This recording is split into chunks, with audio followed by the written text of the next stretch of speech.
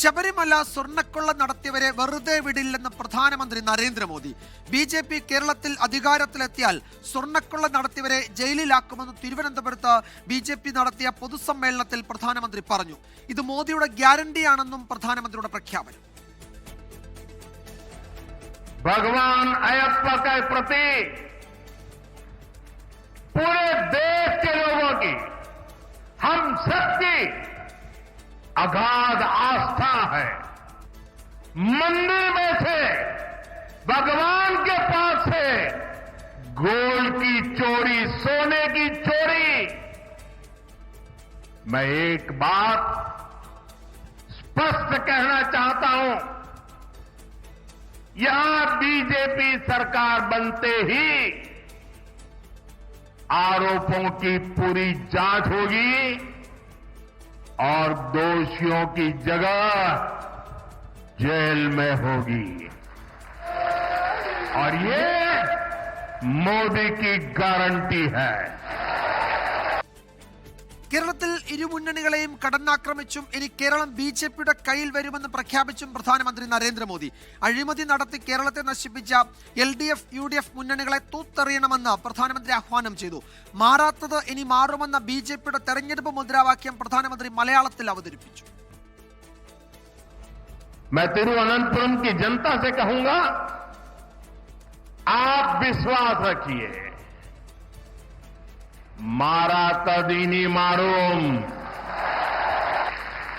जो अब तक नहीं बदला वो अब बदलेगा.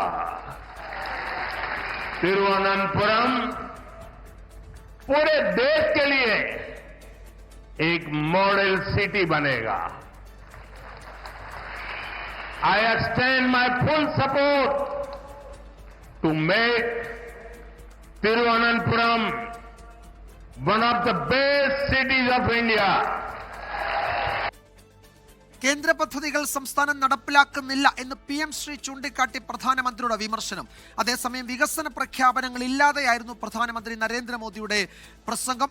ശ്രീജിത്ത് വിവരങ്ങൾ നൽകും. പുത്തരിക്കണ്ട മൈതാനിയിലെ പരിപാടിയുടെ വിശദാംശങ്ങൾ ഒപ്പം അലക്സ് മുഹമ്മദും വിവരങ്ങൾ നൽകും. ശ്രീജിത്ത്, ഒരു തെരഞ്ഞെടുപ്പ് കാലത്തിന് തുടക്കം കുറിക്കുന്ന പ്രചാരണ പരിപാടി അതുതന്നെയായിരുന്നു നരേന്ദ്രമോദിയുടെ പുത്തരിക്കണ്ടത്തെ പ്രസംഗത്തിൽ മുഴുവൻ കണ്ടത്.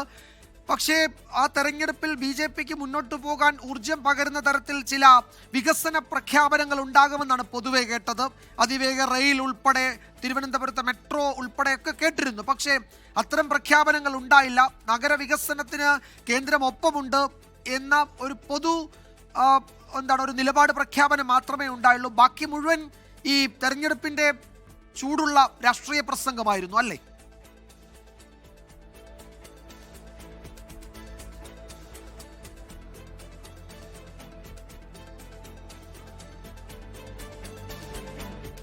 വിജയകുമാർ, കേവലം രാഷ്ട്രീയ പ്രസംഗത്തിനൊപ്പം അല്ലെങ്കിൽ നിയമസഭാ തെരഞ്ഞെടുപ്പിന്റെ പ്രചാരണത്തിന് തുടക്കം കുറിക്കുന്നതിനപ്പുറത്തേക്കുള്ള കാര്യമായ വികസന പ്രഖ്യാപനങ്ങളൊന്നും നടത്താതെയാണ് പ്രധാനമന്ത്രി നരേന്ദ്രമോദി തിരുവനന്തപുരത്ത് നിന്ന് മടങ്ങുന്നത്. തിരുവനന്തപുരം നഗരസഭാ ഭരണം BJP പിടിച്ചതിൻ്റെ ആഹ്ലാദത്തിൽ നടത്തിയ ഈ പരിപാടിയിൽ നഗരവികസനവുമായി ബന്ധപ്പെട്ട ശ്രദ്ധേയമായ പ്രഖ്യാപനങ്ങളൊന്നും തന്നെ ഉണ്ടായിട്ടില്ല. മാത്രമല്ല, തിരുവനന്തപുരം നഗരത്തെ രാജ്യത്തിന് ആകെ മാതൃകയായ ഒരു നഗരമായി മാറ്റണം, അതിനുള്ള എല്ലാ പിന്തുണയും തൻ്റെ ഭാഗത്തുനിന്ന് ഉണ്ടാകും എന്ന പ്രഖ്യാപനം മാത്രമേ നരേന്ദ്രമോദി നടത്തിയിട്ടുള്ളൂ.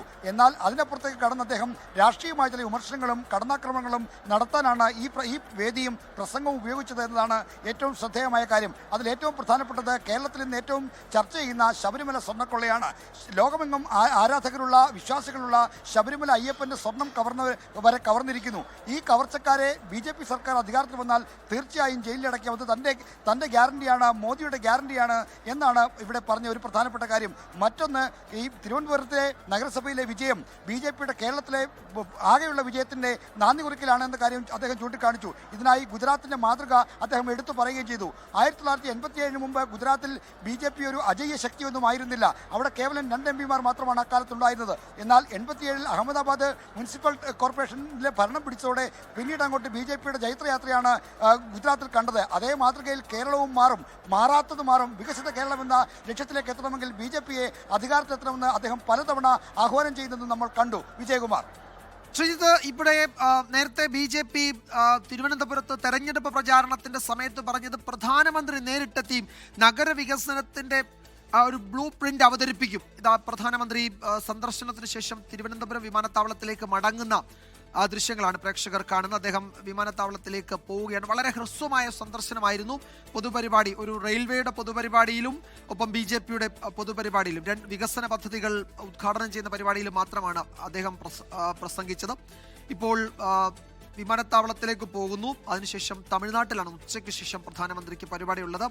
ലോകത്തെവിടെയായാലും ഏത് സമയത്തും 24 വാർത്തകളും ഓഗ്മെന്റഡ് റിയാലിറ്റി പാക്കേജുകളും എക്സ്പ്ലെയിനറുകളും വിശദമായി കാണാൻ ഞങ്ങളുടെ യൂട്യൂബ് ചാനൽ നിങ്ങൾക്ക് സബ്സ്ക്രൈബ് ചെയ്യാം.